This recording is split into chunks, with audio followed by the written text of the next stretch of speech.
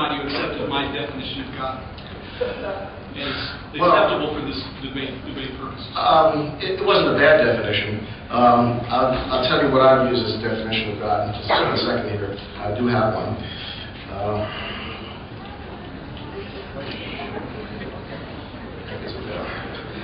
Seems to be hiding on me. Okay. A supreme personal being distinct from the unity. Yes, that's fine. That's exactly the one that you used. You used Bertrand Russell's definition from Father Coppelson. Yes. I think that is a definition that's a working definition. It doesn't mean I agree that such a thing exists. It's just that it's a working definition that we can use to agree on. Secondly, what for you would constitute evidence of God's existence? Okay. Any logically non-self-contradictory proof. By that I mean of the types of proofs that I read, the design argument, the cosmological argument, any one that leads to a necessary conclusion and does not contradict itself. That would be one thing. Another thing would be if this podium rose up off the ground and stayed there for 5 minutes and then sank back down, no wires, no helicopters, no magnets, okay? In other words, a little miracle or something that violated the laws of the so-called laws of nature and had no other explanation, and that would make me think that there was a supernatural, not necessarily a God, or not necessarily a Christian God. That's the first step. First step is to convince me that there's a supernatural. And if this thing would do it on command of some clergyman or some person who's supposed to have the ear of God, then that would make me more convinced that the supernatural was a responsive personality, if you want to call it that.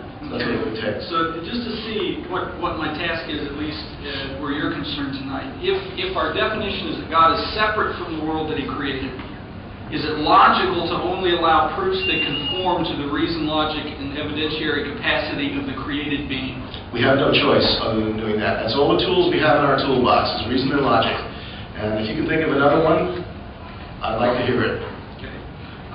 Is science atheistic, would you say? Science is atheistic by my definition because God is not allowed as part of the explanation. Now, why is this? I'll give you one very good example, a quick little example. Why would you not allow God as an explanation in science?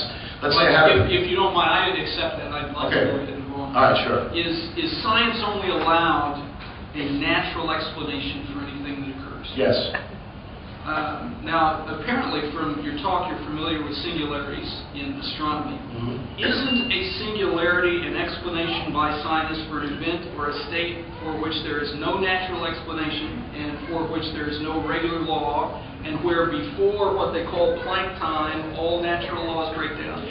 Yes, but that's because we're not there, and we have no way of observing a singularity. There's no experiment you can do with a singularity. This is strictly abstract conceptualization. Since the hypothesis comes from scientists who themselves are probably mostly agnostic or atheist, are you still sure that science only points to natural explanations in the theories that they put forth? Yes, there's no attempt to say that a singularity is supernatural. It's a natural phenomenon, just that we don't understand it because we weren't there, we have no way of recreating it in the laboratory. We can only speculate about it at this point. So it doesn't mean it's supernatural. Why can I not speculate about God tonight and that be accepted as scientific? Well, I just told you that the supernatural explanations are not allowed in science. It's the natural explanation of the natural world.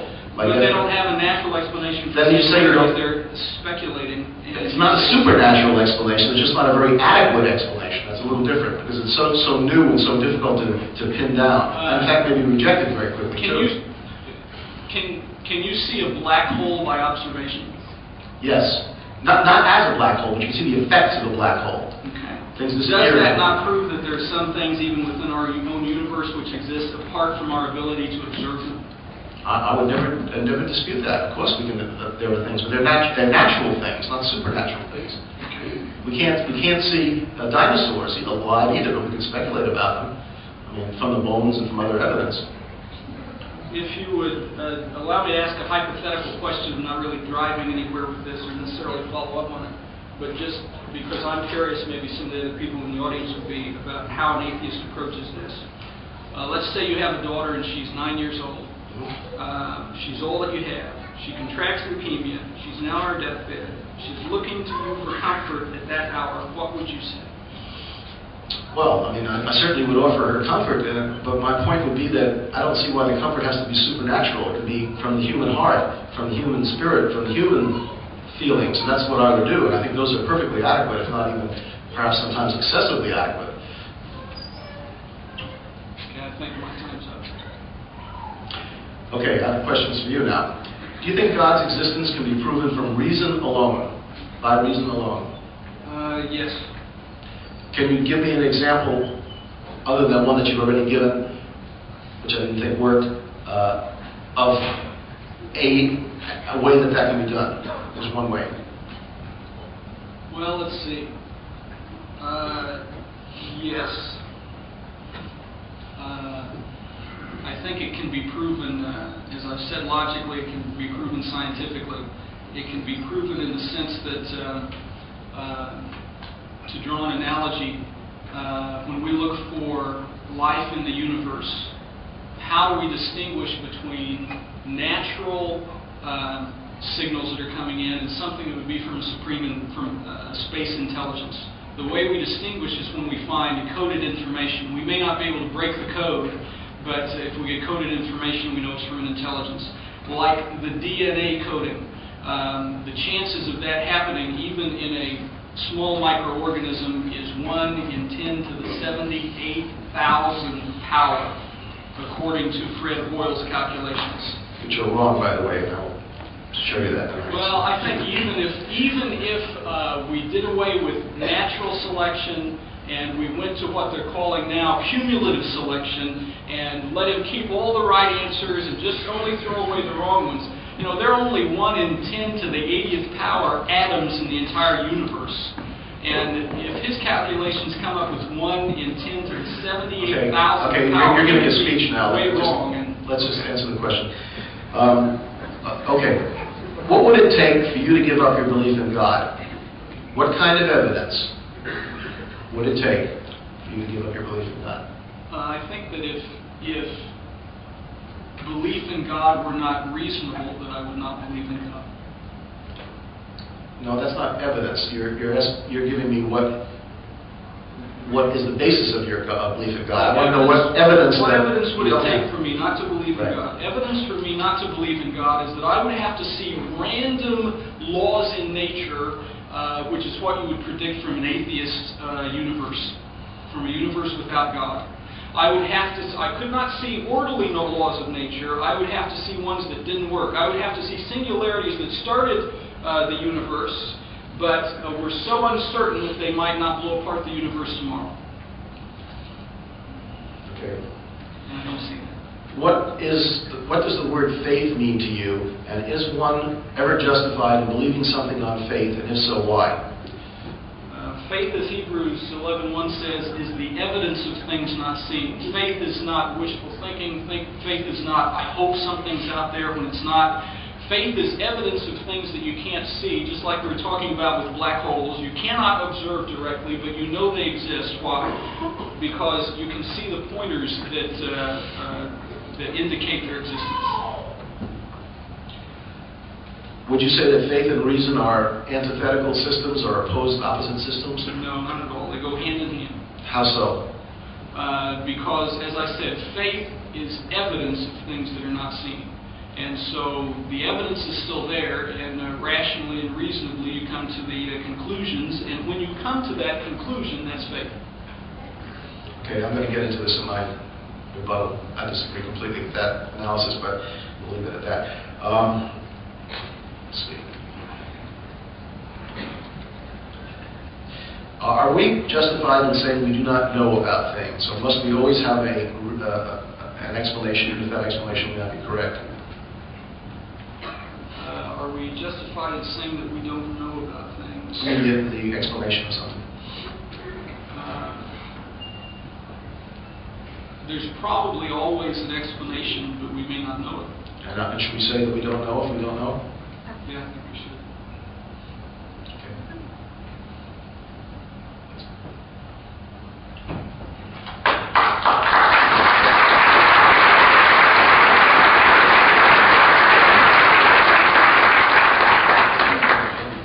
We will now go to 10-minute rebuttal speeches, beginning with Reverend Shaw.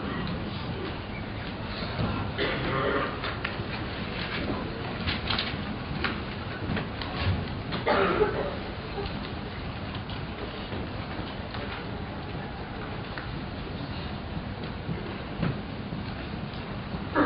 want you to know that I take this lousy cosmologist attack very personally. Sorry about that.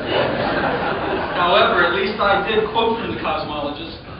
And also, I would say that from the cosmologists I have read, even the ones that propose a mini Big Bang theory, as Dr. Stein did, which he tried to make you think that indicates there could be an eternal universe, even the scientists who propose that admit that it does not. You could get no more than 100 mini Big Bangs out of a mini Big Bang theory.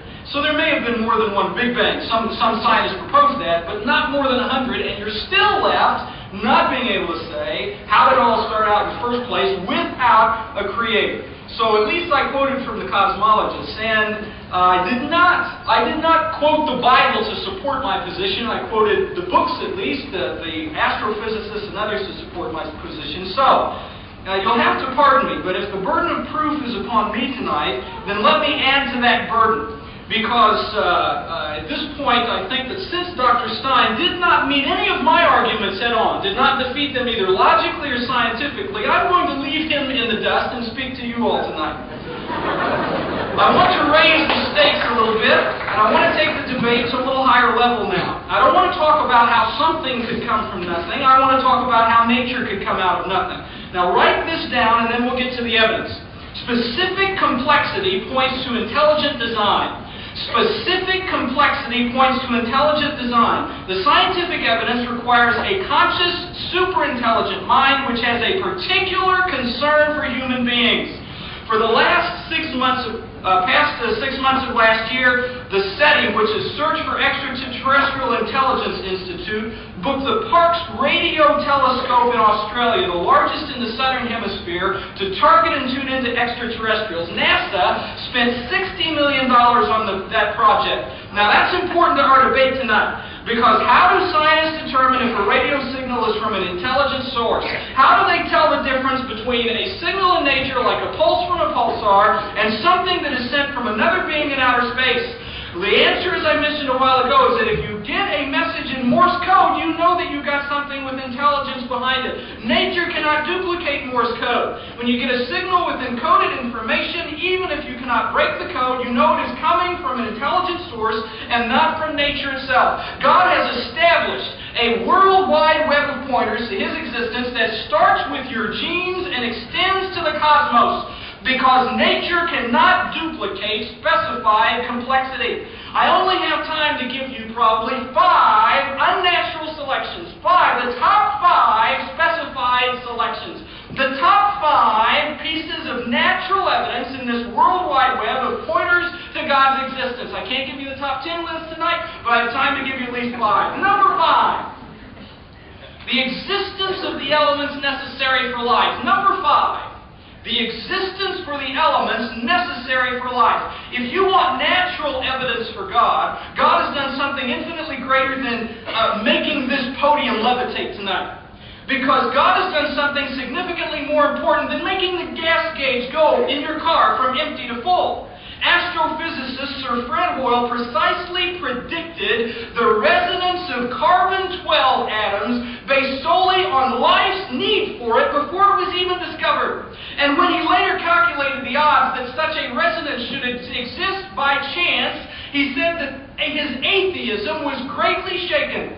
In explanation, he wrote the following in the November 1981 issue of Engineering and Science.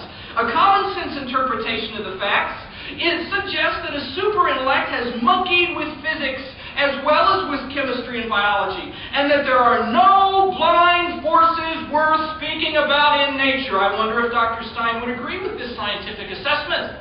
Quote, he continues, the numbers one calculates from the facts seems to be so overwhelming as to put this conclusion almost beyond question, unquote.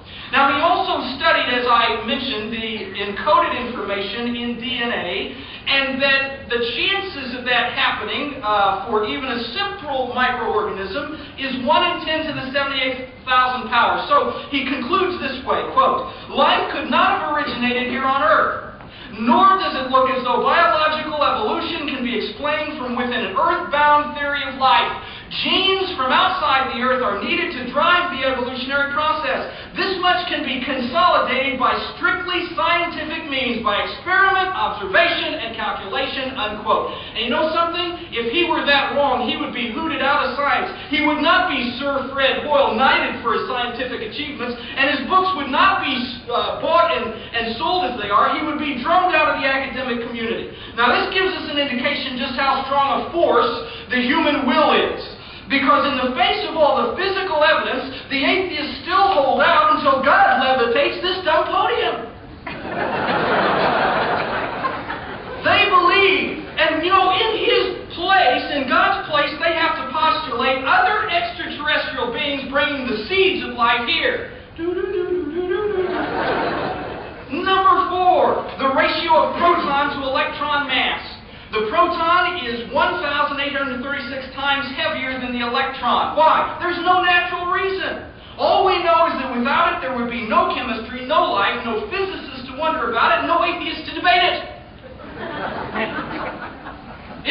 All we know is it's just there. And I tell you tonight that that's the best argument, the best explanation that Dr. Stein will be able to come up with is that why is it there? Well, all we know is that if it weren't there, we wouldn't exist. That's why it's there. An anthropic argument.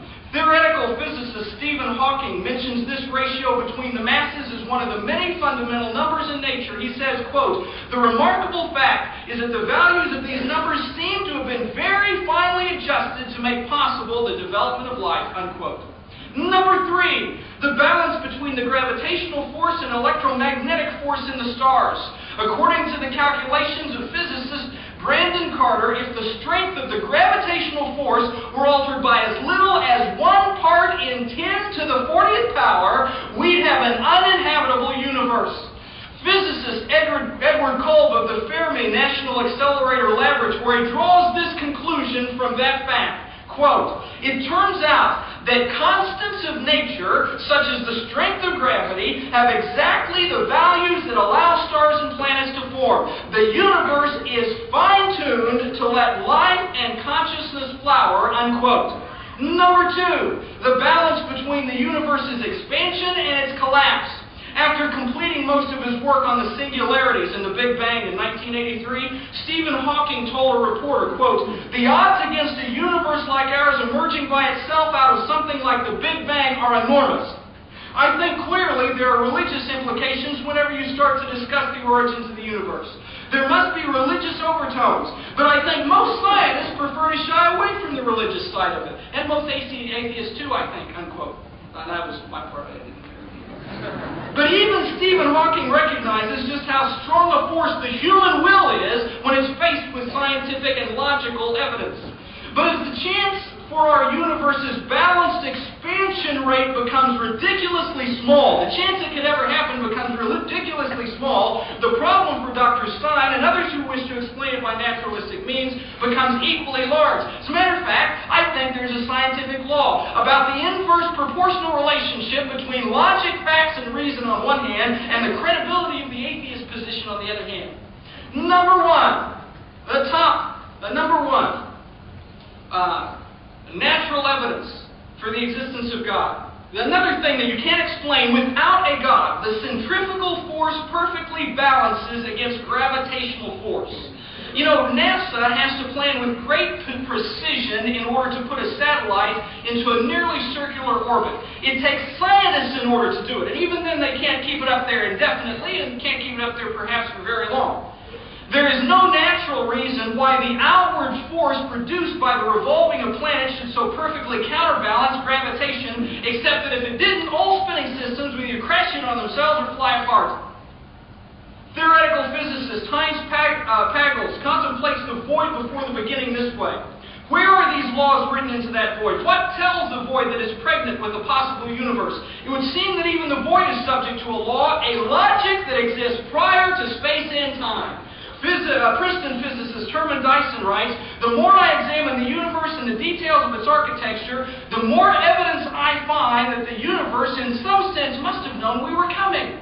Nobel laureate Francis Crick, known for his co-discovery of DNA and cracking the genetic code, writes, quote, "An honest man, armed with all the knowledge available to us now, could only state that in some sense the origin of life appears at the moment to be almost a miracle, so that all the conditions which would have had to have been satisfied to get it going are too many to be explained naturalistically." I don't know if you want me to explain the miracles of the Bible, but I have a better one for Dr. Stein. How did you even get here tonight without there being a God? Turning water into wine is one thing, but that's very small. Tell me how you got here by yourself in spite of the scientific evidence to the contrary.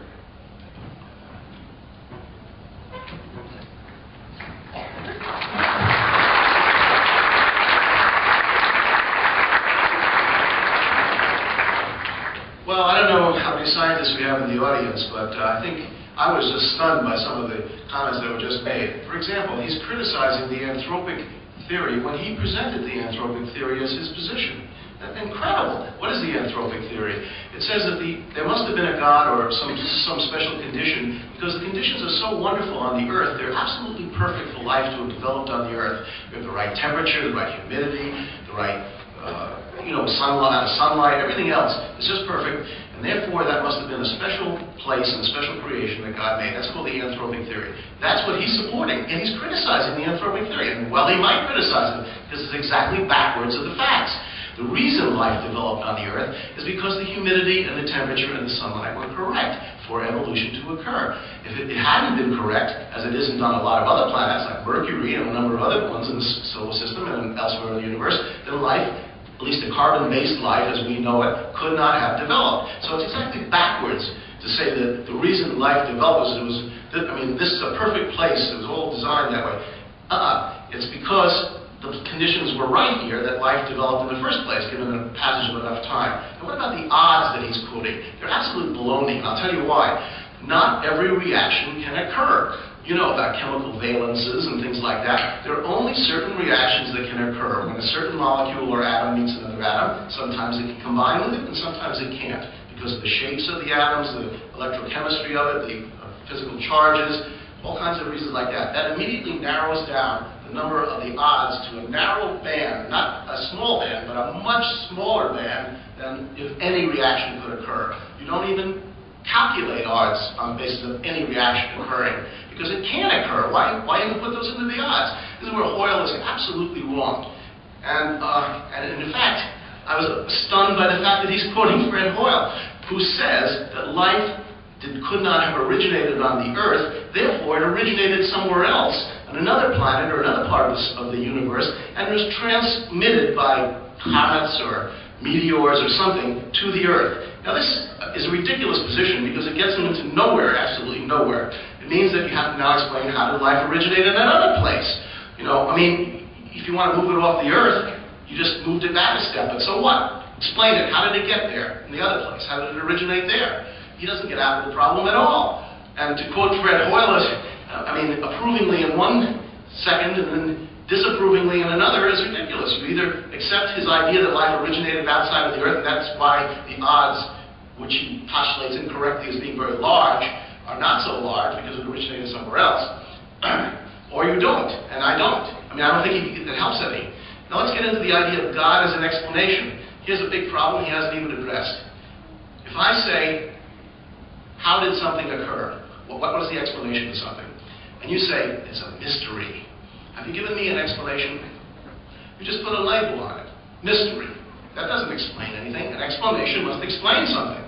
Now, if I said, here's the thing I wanted to bring up before about example of why God is not allowed as an explanation in science, it comes to this very point. Let's say I had a chemical experiment, and I got a precipitate when I mixed these two chemicals together. And you ask me, what is the explanation for this? Why did it occur? And you say, God did it. The next time I mix these two chemicals together, there's no precipitate. And I say, well, how do you explain that? God did it. So, in other words, I can give the answer, God did it, to anything, and it doesn't explain anything. An explanation must explain something. To put a label on it, God did it, or how did the universe get here? God created it. How did he create it? Now, if you can explain to me how he created it, then we have an explanation.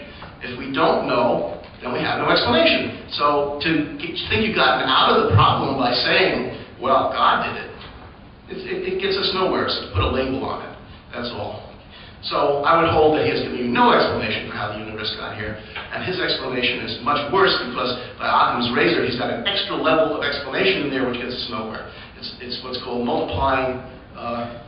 He's multiplying the possible causalities of things without taking the simplest explanation. The simplest explanation would explain how the universe got here in a simple physical way, if there is such a way. He's stuck in God there, which doesn't help us any. Now he's got to explain how God did it, so he's got another level of explanation. Principle of parsimony is the thing for Occam's razor. It says take the simpler of two explanations, both of which are adequate to explain the phenomena. And he has violated that as sort of a logical principle. Okay, here. Atheism would produce, if it were an atheistic state, if there really were no God, then there would be random laws in the universe. Absolute nonsense. If I had a ball and I dropped it and it fell every time, that's one scenario. The second scenario is I take a ball and drop it. 1/3 of the time it falls down, 1/3 of the time it shoots out, 1/3 of the time it shoots up into the air, and you can't predict which one of those three things will happen. Now, which of those two is more likely to be caused by a God? Certainly not the one where it shoots in three directions. That would require some supernatural intervention to decide sometimes the atoms are going to go this way because I'm going to force them that way. Sometimes they're going to go that way because I'm going to force, I being God, going to force them that way and sometimes that way. So the completely random, chaotic movement of the universe is evidence for a supernatural being in there intervening. If we have, on the subatomic level, constancy. By that I mean a proton is always positively charged, an electron is always negatively charged, a proton and an electron attract each other, two protons repel each other, the poles of a, similar poles of a magnet always repel each other. If we have that on a subatomic level, that regularity, that is all that's necessary for what appears to be order in the universe. By that I mean things are happening in the same way. If I drop a ball, it falls down every time. That, you know, on the Earth anyway. So, with that, by that I mean it's outer space. It's, you know, we haven't got gravity acting that way. We have a different situation. But anyway, the regularity of things on the Earth that appear to be what we call order, that's a human concept imposed upon regularity, is due to the fact that there's a stability and a uniformity on the subatomic level. That's all. There's nothing supernatural involved at all. Okay, the 100 Big Bang thing. Absolute nonsense. I don't know where that figure came from. I've never seen it. I've read lots of stuff on cosmology. It's someone's idle speculation about the expanding and contracting universe, the 100 limit. I don't agree at all. I don't think anyone says that. By the way, Stephen Hawking, who he loves to quote, is an atheist. So, in spite of the fact that you may not know that, he has said it many times that he is an atheist. And that would kind of weaken what he's saying if you think that it's supporting theism, because it isn't, at least not in his mind. Now let's come to the idea of morality. I want to just hit this once, we haven't really touched on it. How is a non-theist form of morality? Is it possible for you, without a belief in God, without a belief in absolute God-given morality, is it possible for you to be a moral person? The answer is yes, of course it is. Now how do we get our morality? We get it by the socialization process, largely. We learn it from our parents, our peers, our society. That society punishes us if we violate it. It ostracizes us, jails us, does something bad to us. Criticizes, punishes us, whatever. Now, what kind of things can an atheist use as moral values? There are 4 principles that I think are important.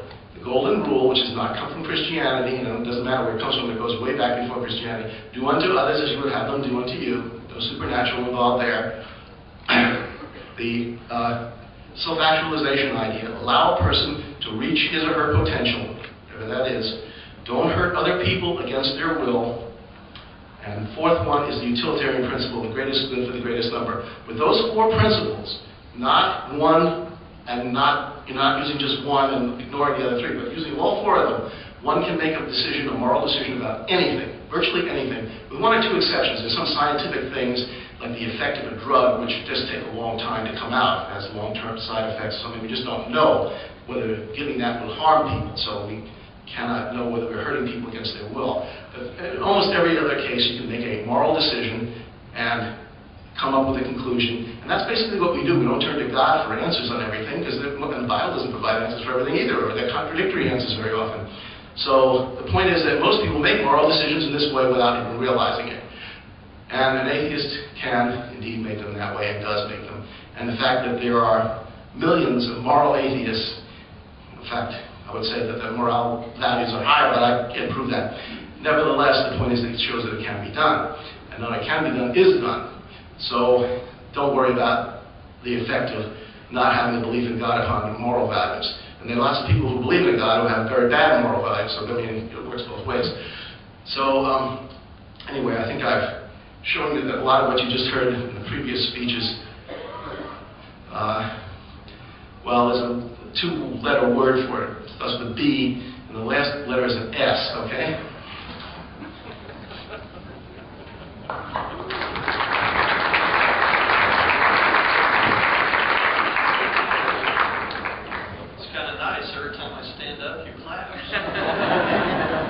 We will now conclude the advocacy portion of the debate with 5-minute closing statements from both sides, and we'll begin again with Reverend Shelby.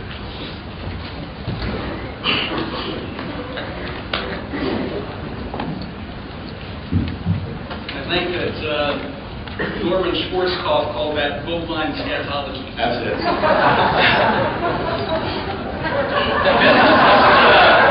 Physicist Richard Morris writes, quote, "It is possible to calculate that in this case there can have been at most 100 bounces. In other words, the universe must have had a beginning at a finite time in the past. We are thus led back to the problem of creation out of nothing that the oscillating universe was designed to avoid in the first place." Unquote.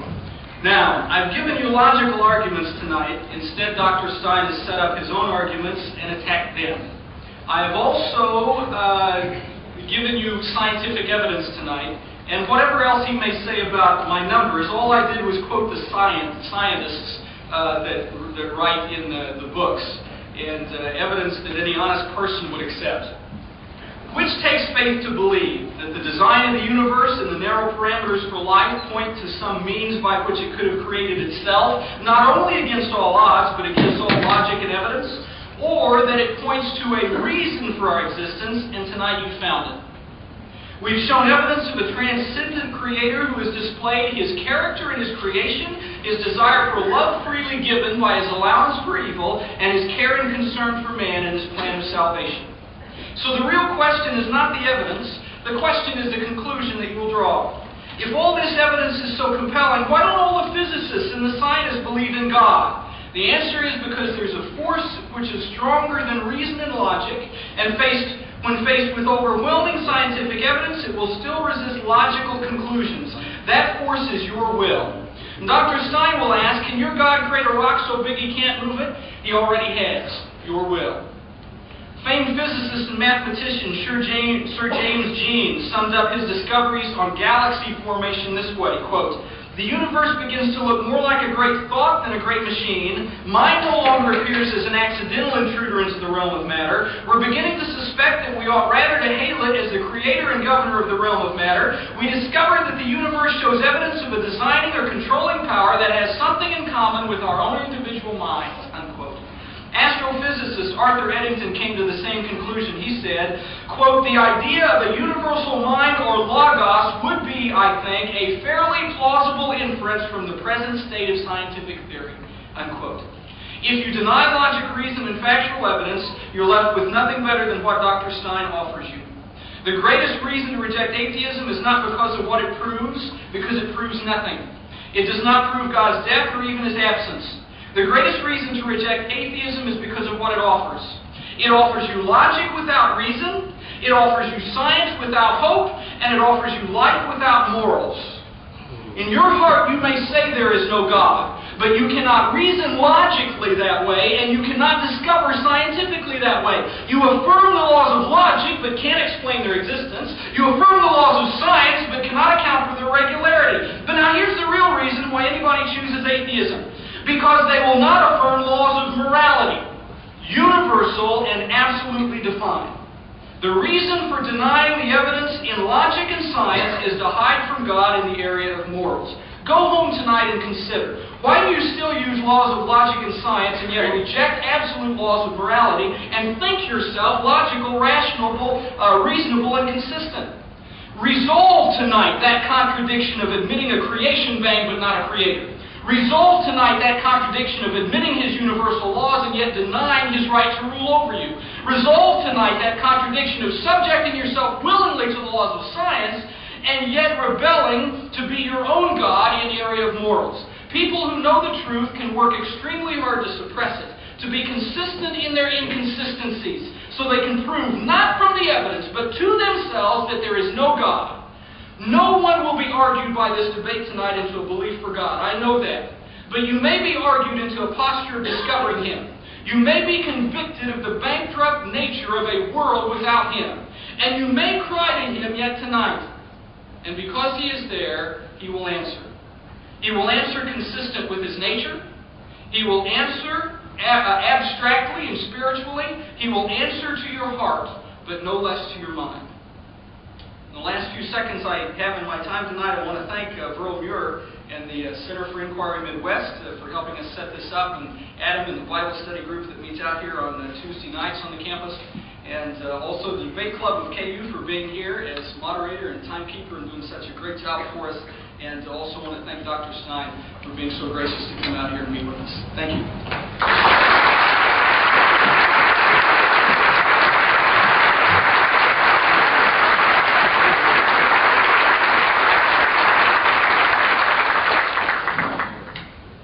Well, we've talked about a number of issues here tonight, and I will say one thing. He quotes a lot of physicists by name, but he doesn't tell you that he's got the 3 or 4 physicists who are theists and who have written from a theistic perspective. He's ignored all of the other ones. In fact, Eddington and Jeans are physicists from the 20s and 30s. Just to show you how long it's been since there's been a physicist who's taken a very theistic position publicly about the physics of the implications for theology of physics in a theistic way. Very few. And in fact, there's a very nice book that just came out by a guy named Victor Spenger called Quarks and something or another, Prometheus books, and he shows you that all of this New Age thinking that quantum physics, quantum mechanics, I should say, supposedly gives some kind of strength to theology or theism is absolute nonsense. It does not. So, yeah, I urge you to read that. It's too complicated an issue to go through the whole thing of why it doesn't. Okay. Let me just address the issue of faith, which I left hanging before. Faith is not the same as reason. Faith means doing things without using reason. Reason is the only tool in our toolbox, logic and reason, to find out the truthfulness of something. Faith does not tell you the truth. There's no analytics to it. There's no testing mechanism. It just says accept things, hope for things, or this is a hope. And the quote he gave from Hebrews 11 says basically the evidence of things unseen. Now, what is the evidence of things unseen? There's no evidence of from things unseen. If you don't see them, and we don't mean with a microscope, we mean see them with some sensory input from them, then there's no evidence from them. And therefore, you are basically making a conclusion without any evidence, which is exactly what faith is. It's coming to the conclusion that you want to come to without any evidence, without adequate evidence. So if you do that, then you're not having any analytics. There's no way of telling whether what you just accepted was true or false. I have no use for faith in my life. I do not believe anything on faith. Probability, yes. When I come to a red light, I know from my experience with red lights that they're going to turn green most of the time once they're broken.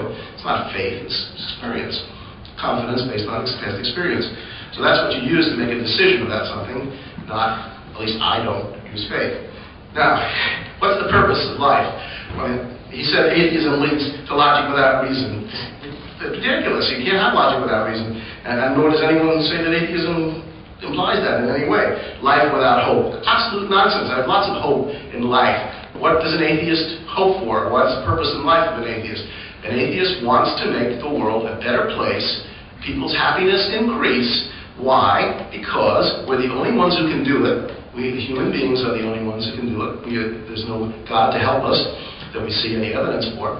And in addition, we have an obligation because of past people who helped make the world a better place so that we would enjoy it. We have almost a social contract based on the fact that people invented things, people came up with ideas, systems, laws, order, all kinds of society things which help us live in a much more civilized, happy, more enjoyable way, and we have an obligation to pass that on to our kids by making the world a little better place. Now, if you're a janitor and you clean a building every night, and that's your ability is limited to that, and then you're doing your job, you are making the world a little better place up to your capacity. No one says you have to go out and invent the light bulb. If you can, fine, do. But if you can't, just do your little part, make the world a little better place, and we will all come out better for it. And in addition, we will be paying back what I think is your obligation based on the fact that other people have done that and made the world a better place for you. So, there's plenty of purpose in life for an atheist, and as I said, I'm only an atheist because you haven't given me enough evidence that the theistic position is correct. If you do, then I will become a theist. I'm not wedded to that position. It's not an absolute with me. It's not dogmatic. It's just based on observation. I'm a realist. I think everybody ought to be a realist. We take what we have, and that's it. If you give me your best shot. You know, if you can't do any better, fine. That's as good as you can do, and I'm going to judge what you've done. I don't think we've heard any convincing arguments, at least I haven't heard any tonight. I've heard and read almost every one that's ever been made. If you think that you heard convincing arguments, fine, believe them. If you don't think them, keep an open mind, keep looking, and make the world a better place, and you'll be happy, I think, and can lead a fine life. Thanks.